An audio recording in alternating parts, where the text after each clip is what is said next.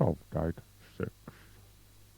Maurice operates, but the Badger and Sidney come up heads. Sidney! Turn off that noisy capitalist contraption! Can't you see you're traumatising my mung beans? What the hell are you on about, Maury? These mung beans on the windowsill are just about ready to sprout, and you insist on destroying their peaceful bliss with your bourgeois Protestant work ethic. Hey, now, come on. Don't you bring up religion, especially after what you did to those poor Mormons the other day.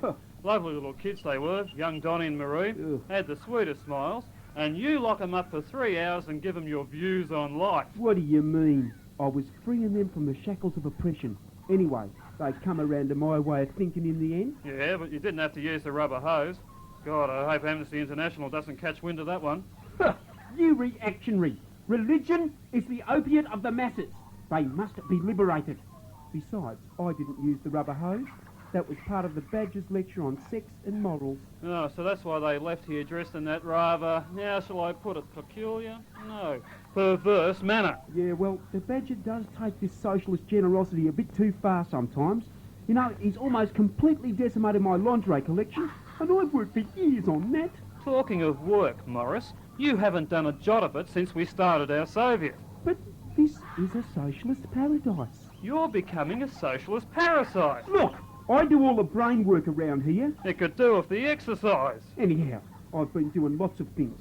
Minister for Propaganda, Head of Treasury, mung bean manicurist. Look, I meant worthwhile things, Maurice. Worthwhile? They're worthwhile. And what about the dais for the march past, eh? Who built it? Oh, well, you and the Badger. But don't you see, Sid? No. It was my idea. I have the socialist vision. As you know, for there to be a revolution, there must be a working class, right? Right off the track. That's you and the Badger.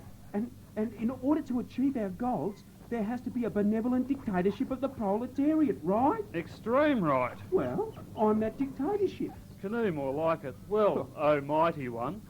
Does your socialist vision include medical care for its workers? I'm feeling a bit crook today. Oh, really? It certainly does. We're going to get right back to basics. What's wrong? I've got a toothache. Oh, a toothache. Hold on, I'll fix you up. What are you doing? Look, take off that silly mask and put down that chicken. A bit too basic, huh? Yeah. Well, where does it hurt? Oh, where do you reckon? Me right knee. Funny place for a toothache. Right, let's open her up and have a look. Dr. Morris, see what I'm holding in my hand? Oh, it's a shotgun. Now, what have you got that for? Turn off the chainsaw, Morris. Oh, right. The pain, oddly enough, is really in my mouth. Oh, yeah, right. And it's no wonder, Sidney Thessel, the way you were scoffing those roasted smarties at the Badger's birthday party. It's about time you got into wholesome natural food. Then you wouldn't be having these problems. You're no doubt referring to that curried prune pie you made the other night. And what was wrong with it? Alphabetically or chronologically? It may have tasted a bit funny, but at least it scraped out the system. The system hasn't recovered yet. Anyway, which tooth is it? Oh, this one here with the hole in it. Oh, right. Well, I'll just put this special poultice on. Oh, let go of me fingers! Oh, what the hell do you think you're doing to me? What was it? Sugar. Sugar? Not white sugar. Good, healthy, raw sugar. Oh. See, the way I figure it is this. You've got a toothache from the sugar you ate at the Badger's birthday. Gad, how amazing. Well, the germs are attracted to your teeth in the first place by the sugar, right? Impeccable logic. So, I'm trying to attract them out again with this sugar poultice. Hey, by jingo, you're right, it actually works. Oh, gee. You mean I don't get to use me oxy torch? No, Maurice, and I think I would have preferred the mask and the chicken.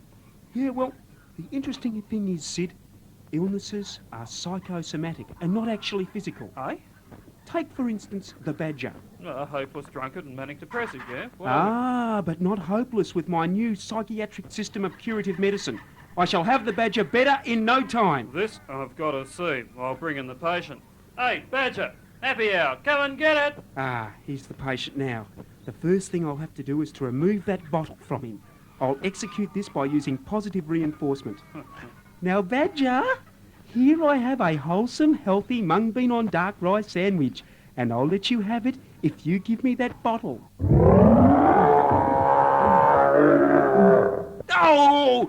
for nudging refugee from Wind in the Willows bit my hand. Don't worry, Maury, it's only psychosomatic, remember?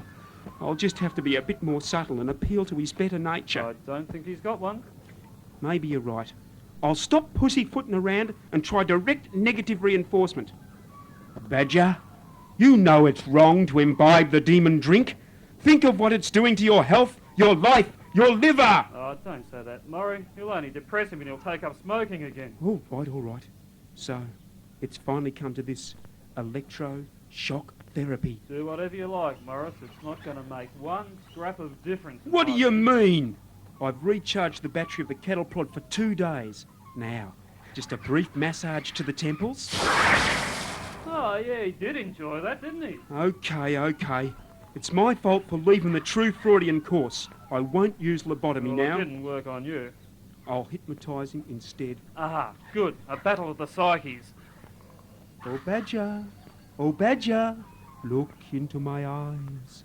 Look into my eyes. Hey, come on, Maurice. Make it easier on the badger and uncross your eyes. You're cheating. You are growing sleepy.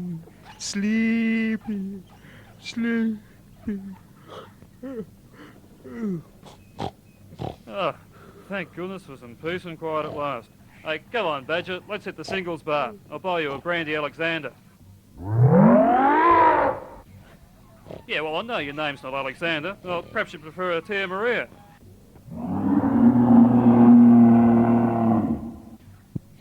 You know, I think Maria suits you too.